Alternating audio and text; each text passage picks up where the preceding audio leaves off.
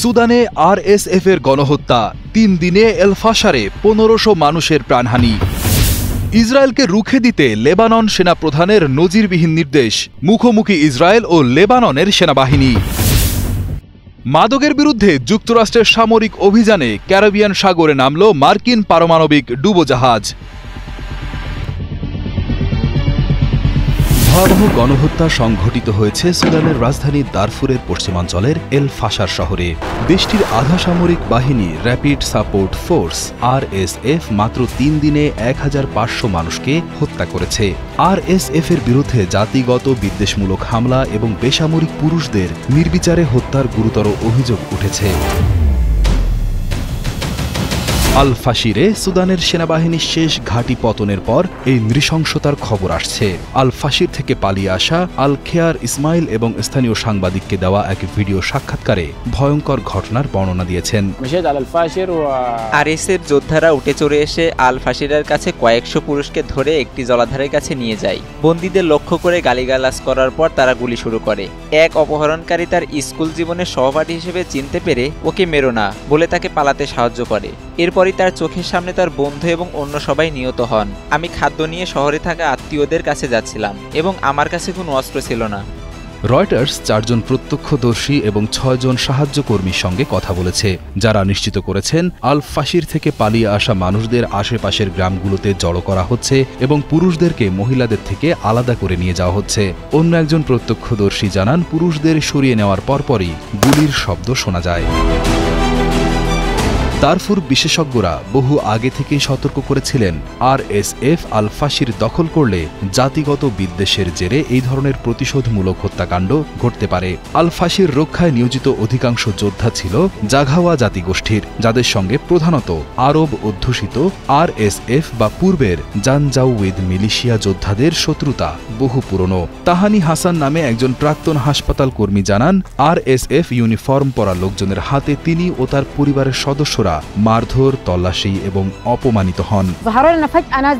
আমাদের খাদ্য ও পানি মাটিতে ফেলে দেওয়া হয়। গার্নিতে পুরুষ ও মহিলাদের আলাদা করার পর তার ভাই ও দেবর সহ অন্য পুরুষদের আর দেখা যায়নি। আমরা বলতে পারি না তারা বেঁচে আছে না মরে গেছে, কারণ তারা আমাদের সাথে যে ধরনের ব্যবহার করেছে। তারা যদি আপনাকে হত্যা নাও করে, তবে ক্ষুধা আপনাকে মেরে ফেলবে, তৃষ্ণা আপনাকে মেরে ফেলবে। ২০২৩ সাল থেকে আরএসএফ এবং সেনাবাহিনীর মধ্যে চলা গৃহযুদ্ধে হাজার হাজার মানুষ প্রাণ হারিয়েছেন, বাস্তুচ্যুত হয়েছেন ১,২০,০০,০০০ মানুষ। সুদানের এই গৃহযুদ্ধের মূল কারণ হল ক্ষমতার দখল, কিন্তু তার পেছনে দারফুরের স্বর্ণ নিয়ন্ত্রণই প্রকৃত অর্থনৈতিক প্রেরণা। এল ফাশার দখল মানে আরএসএফ এখন দারফুর ও তার স্বর্ণ সম্পদের প্রায় পুরো নিয়ন্ত্রণ পেয়েছে। ইসরায়েলে যে কোনো ধরনের সামরিক আগ্রাসনের বিরুদ্ধে প্রতিরোধ গড়ে তোলার এক আকস্মিক নির্দেশ দিয়েছেন লেবাননের সেনাবাহিনীর প্রধান জেনারেল জোসেফ আউন। ইসরায়েলি সেনাদের হামলায় ব্লেইদা শহরের এক পৌর কর্মচারী নিহত হওয়ার পর এই নির্দেশনা আসে। এই ঘটনাটি অত্যন্ত গুরুত্বপূর্ণ, কারণ লেবাননের দক্ষিণে ইসরায়েলি আগ্রাসনের বিরুদ্ধে সাধারণত হিজবুল্লাহ বাহিনী লড়াই করে। সে দেশের সেনাবাহিনী সরাসরি যুদ্ধে জড়ায় না। দশকের পর দশক ধরে চলা এই নিয়মের ব্যতিক্রম হওয়ায় পরিস্থিতি নিয়ে উত্তেজনা তৈরি হয়েছে। ঘটনার সূত্রপাত হয় যখন ইসরায়েলি সেনারা দক্ষিণ লেবাননে অভিযান চালায় এবং ইব্রাহিম সালমা নামে একজন বেসামরিক ব্যক্তি নিহত হন। এরপর ইসরায়েলি যুদ্ধবিমানগুলো ওই এলাকায় বোমা বর্ষণ করে। ইসরায়েল দাবি করছে তারা হিজবুল্লাহ সংশ্লিষ্ট স্থাপনায় হামলা করেছে। লেবাননের সেনাবাহিনী এই হামলাকে অপরাধ এবং দেশের সার্বভৌমত্বের লঙ্ঘন বলে অভিহিত করেছে। তারা জাতিসংঘের কাছে ইসরায়েলকে থামানোর জন্য পদক্ষেপ নেওয়ার আহ্বান জানিয়েছে। যদিও সেনাপ্রধান প্রতিরোধের নির্দেশ দিয়েছেন, লেবাননের সেনাবাহিনীর বাস্তব চিত্র ভিন্ন। সামরিক সক্ষমতা বা অস্ত্রের জোরে লেবাননের সেনাবাহিনী ইসরায়েলের সেনাবাহিনীর সমকক্ষ নয়। লেবাননের প্রায় ৫০,০০০ সদস্যের এই বাহিনীর কোনো যুদ্ধ বিমান নেই। তাদের কাছে থাকা বেশিরভাগ হেলিকপ্টারই প্রশিক্ষণ বা উদ্ধার কাজে ব্যবহৃত হয়। সেনাবাহিনীর ট্যাঙ্কগুলো অনেক পুরনো, যা সোভিয়েত আমলের। দেশটির সেনাবাহিনী মূলত যুক্তরাষ্ট্র সহ বিদেশি সাহায্যের উপর নির্ভরশীল।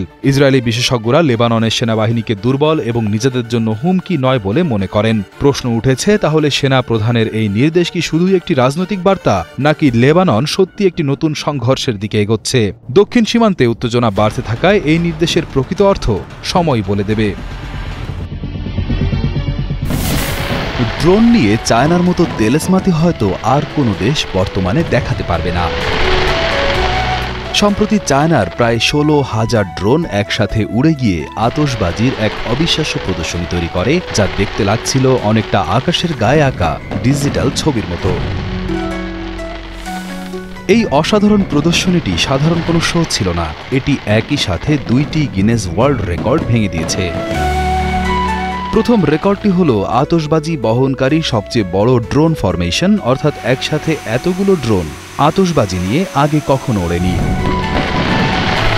দ্বিতীয়ত এবং সবচেয়ে অবাক করার রেকর্ডটি হল মাত্র একটি কম্পিউটার দিয়েই একই সময় বিশ্বের সবচেয়ে বেশি ড্রোন ওড়ানোর।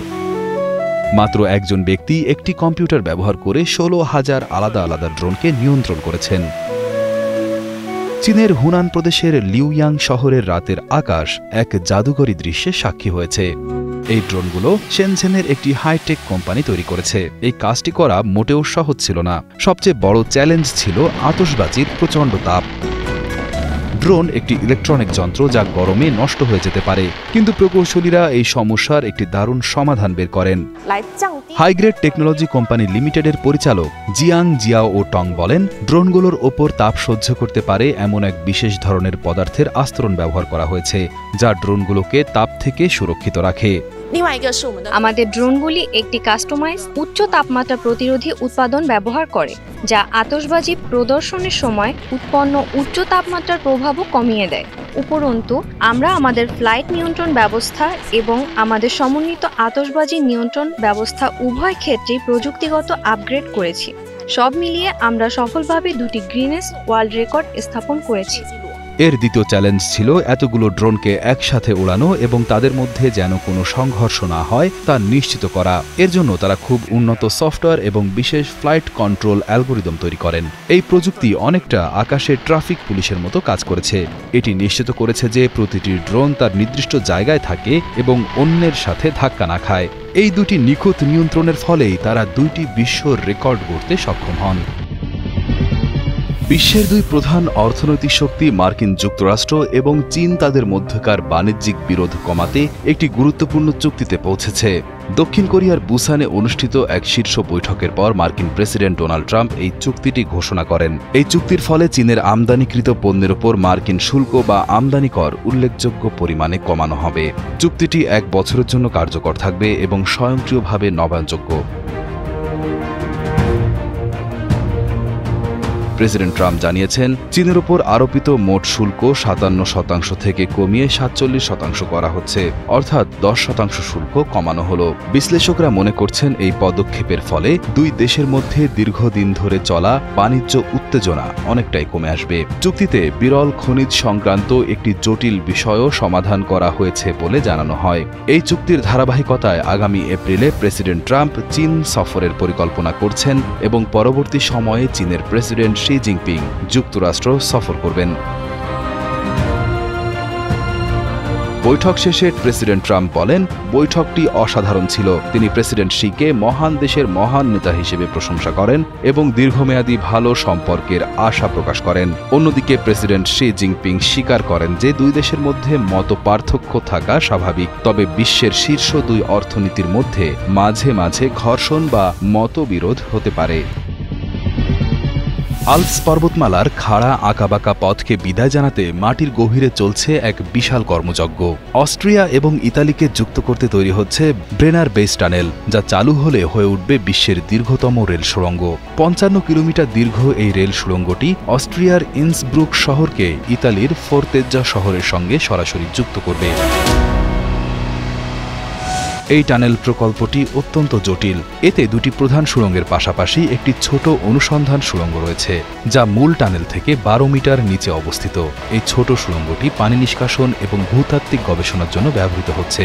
বর্তমানে 450 থেকে 500 নির্মাণকর্মী পাহাড়ের গভীরে দিনরাত কাজ করছেন। এই টানেলটি এর গভীরতম স্থানে মাটির পৃষ্ঠ থেকে 1.7 কিলোমিটার নিচে থাকবে। নির্মাতারা জানিয়েছেন, বর্তমানে মাটির 1000 মিটার গভীরেও তাপমাত্রা 22 থেকে 23 ডিগ্রি সেলসিয়াসের মধ্যে স্থির রয়েছে। আশা করা হচ্ছে এই সুবিশাল প্রকল্পটি 2032 সালের মধ্যে সম্পন্ন হবে। বর্তমানে ট্রেনগুলোকে ১৫০ বছরের পুরনো একটি খাড়া এবং আঁকাবাঁকা রেল লাইন দিয়ে আল্পস পর্বত পার হতে হয়। এই পুরনো পথটি ভারী এবং দীর্ঘ মালবাহী ট্রেনের জন্য উপযুক্ত নয়। ব্রেনার টানেল কোম্পানি জানিয়েছে এই পুরনো পথটি ইউরোপের যোগাযোগ ব্যবস্থার অন্যতম বড় বাধা বা বটলনেক। এই নতুন সুড়ঙ্গটি শুধু জার্মানির মিউনিখ এবং ইটালির ভেরোনার মতো বড় বড় অর্থনৈতিক শহরগুলোকেও ভালোভাবে সংযুক্ত করবে না, বরং এটি উত্তর ও দক্ষিণ ইউরোপের মধ্যে যোগাযোগের প্রধান করিডোর হয়ে উঠবে। বিবিটি এর হেড অফ কমিউনিকেশনস জুলিয়া গ্রুবার জানান, সুড়ঙ্গটি তৈরি করা হলে আরও ভারী মালামাল বহন করতে পারবে ট্রেনগুলো। ইতিহাসে মাদকের বিরুদ্ধে অত্যাধুনিক F-35 যুদ্ধবিমান কিংবা পারমাণবিক সাবমেরিন নিয়ে যুদ্ধের নজির না থাকলেও মার্কিন যুক্তরাষ্ট্র ক্যারিবিয়ান সাগরে শুরু করেছে এমনই এক নজিরবিহীন যুদ্ধ। গত ৩০ অক্টোবর বৃহস্পতিবার ইউএস সাউদার্ন কমান্ড একটি ভিডিও প্রকাশ করে, যেখানে দেখা যায় মার্কিন মেরিন সেনারা সমুদ্রের বুকে নৌকায় করে সরাসরি গুলির মহড়া চালাচ্ছে। এই সামরিক অভিযানে গাইডেড ক্ষেপণাস্ত্রবাহী ডেস্ট্রয়ার, অত্যাধুনিক F-35 যুদ্ধবিমান, একটি পারমাণবিক ডুবোজাহাজ এবং হাজার হাজার সৈন্য মোতায়েন করা হয়েছে। সেপ্টেম্বর মাসের শুরু থেকে এখন পর্যন্ত ক্যারিবিয়ান সাগর এবং প্রশান্ত মহাসাগরে অন্তত 10টি হামলা চালানো হয়েছে। এই অভিযানটি ভেনেজুয়েলা ও কলম্বিয়ার সঙ্গে যুক্তরাষ্ট্রের সম্পর্কে নতুন করে উত্তেজনা সৃষ্টি করেছে। যদিও মাদকবাহী নৌকাগুলোতে ঠিক কী পরিমাণ মাদক ছিল বা এই অভিযানে কতজন নিহত হয়েছে সে সম্পর্কে পেন্টাগন খুব কম তথ্যই প্রকাশ করেছে। বিশ্বের এই গুরুত্বপূর্ণ অঞ্চলে মাদক চোরাচালানের বিরুদ্ধে যুক্তরাষ্ট্রের এত বড় সামরিক পদক্ষেপ আন্তর্জাতিক ভূ রাজনীতিতে নতুন করে আলোচনার জন্ম দিয়েছে। সৌদির ধনাঢ্য ব্যক্তিরা বাজ পাখির ব্যাপারে খুবই দুর্বল। শখের বশে তারা পালন করেন আকাশের হিংস্র ও প্রবল পরাক্রমশালী এই পাখিটিকে। বাজ পাখি বা ফ্যালকন পালন করা সৌদি আরবের শত শত বছরের পুরনো ঐতিহ্য। সম্প্রতি সৌদি আরবের রিয়াদে অনুষ্ঠিত হল এক বিশাল বাজ পাখি প্রদর্শনী ও শিকার উৎসব। এই আয়োজনের মূল আকর্ষণ ছিল একটি নিলাম, যেখানে কিছু বিরল প্রজাতির বাজ পাখির দাম উঠেছে আকাশ ছোঁয়া। সর্বোচ্চ দাম উঠেছে ৪৪ লক্ষ টাকারও বেশি। Saudi international falcons and hunting এক্সিবিশনে মঙ্গোলিয়ান ফ্যালকন বিভাগের তত্ত্বাবধায়ক শেদায়েদ আল রাশিদি বলেন, যে বাজ পাখি পুরোপুরি ভারসাম্যপূর্ণ তার দাম সত্যি আকাশ ছোঁয়া হতে পারে। কখনো কখনো আপনি লক্ষ্য করবেন যে একটি বাজ পাখির দাম যেন আকাশ ছুঁয়েছে, কারণ এটি তার সৌন্দর্যের উপর ভিত্তি করে শ্রেণীবদ্ধ করা হয়। এর পিঠ, বুক এবং মাথার রং, সেই সাথে এর আকার ও ওজন। যখন একটি বাজ পাখি এই সমস্ত দিক থেকে পুরোপুরি ভারসাম্যপূর্ণ হয়, তখন এটি একটি উচ্চ মূল্য পাবে, কারণ এটির যোগ্য। এই প্রদর্শনীর মূল আয়োজক সৌদি ফ্যালকনস ক্লাব, যারা এখন ফ্যালকন বা বাজ পাখি সংরক্ষণে বড় ধরনের উদ্যোগ নিচ্ছেন। ক্লাবটির প্রধান নির্বাহী তালাত আল শাম্মিশি জানান, তারা বাজ পাখি পালন নিয়ে সকল দিকে লক্ষ্য রাখছেন। আমাদের লক্ষ্য শুধু এই ঐতিহ্য রক্ষা নয়, বরং এর স্থায়িত্ব নিশ্চিত করা। এর জন্য আমরা ফ্যালকন পালনের নিয়ম, স্বাস্থ্য ব্যবস্থা ও প্রতিযোগিতাগুলোকে সুশৃঙ্খল করছি। আজকাল এই ক্লাবের আন্তর্জাতিক নিলাম মঞ্চে ব্রিটেন, ফ্রান্স সহ বিশ্বের নানা দেশের খামারগুলো অংশ নিচ্ছে। আগে যেখানে সীমিত কিছু উৎস থেকে পাখি পাওয়া যেত, এখন সবকিছু হচ্ছে নিয়মতান্ত্রিকভাবে। এতে ক্রেতা বিক্রেতা উভয়েরই আস্থা বেড়েছে আর প্রতারণার সুযোগ কমেছে। ফ্যালকন বা বাজ পাখি শত শত বছর ধরে মরুভূমিতে বসবাসকারী আরবদের এক বিশ্বস্ত শিকারী সঙ্গী ছিল। তখন বাজ পাখি ছিল তাদের একমাত্র সহযোগী, যাকে দিয়ে তারা খাদ্য পেত। প্রশিক্ষিত বাজ পাখি মানুষ যেদিক নির্দেশ করে সেদিকেই উড়ে যায়। শিকার দেখা মাত্রই আকাশ থেকে ঝাঁপিয়ে পড়ে শিকারকে ধরে ফেলে বা মেরে ফেলে। মরুভূমিতে যেখানে অস্ত্র বা জাল ব্যবহার করা কঠিন, সেখানে ফ্যালকন ছিল সবচেয়ে কার্যকরী শিকারী সহযোগী।